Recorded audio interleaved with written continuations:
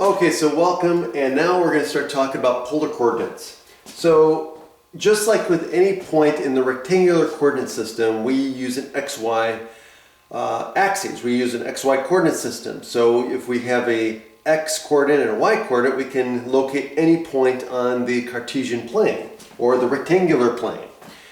But in polar coordinates, we're going to use the polar plane, and it's going to be on the same XY axis, but think of it this way. Think of it as we've got a pole. This is called the pole. So the origin when we're dealing with polar coordinates, the origin, what we call the origin, is the pole. And what we would call the positive x-axis is called the polar axis. And so just like in the rectangular coordinate system, we need two things to locate any point in the plane. There are two things we need to know to find any point in the polar plane, okay, and in polar coordinates. And so instead of using xy, we need two things. The two things we need is we need the angle from the polar axis. Okay, so what angle does it form with the polar axis? And the other thing we need is the radius.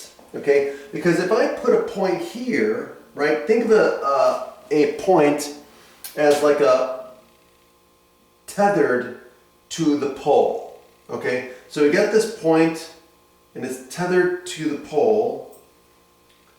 And so two things, as you take the rope around, it's going to form an angle theta. But depending on how much rope I have, it's going to determine the radius, right? So if I wanted to determine or designate the location of this using polar coordinates, I would have two things. The first thing is the angle, and the second thing we need is the radius. Okay? Or excuse me, I'm sorry, I got that backwards. It's radius then theta. So r theta. Okay? So those are what we call the polar coordinates. Okay? So again, make sure you understand the polar axis. That's basically the positive y-axis and the pole. Okay? And so if we think about of rectangular coordinates in the Cartesian plane, we can use, there are other types of grid systems, and we're going to talk about polar coordinates. Now,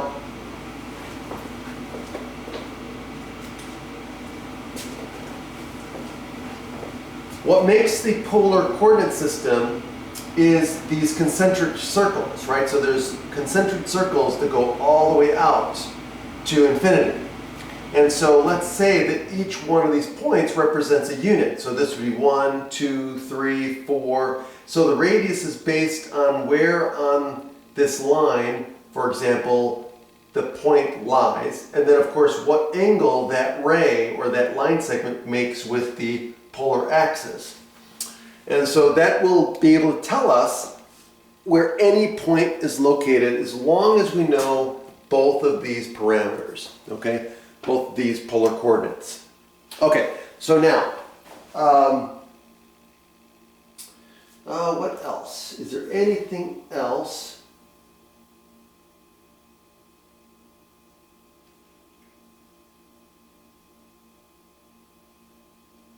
That's it.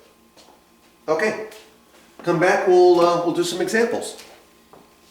Have a good day.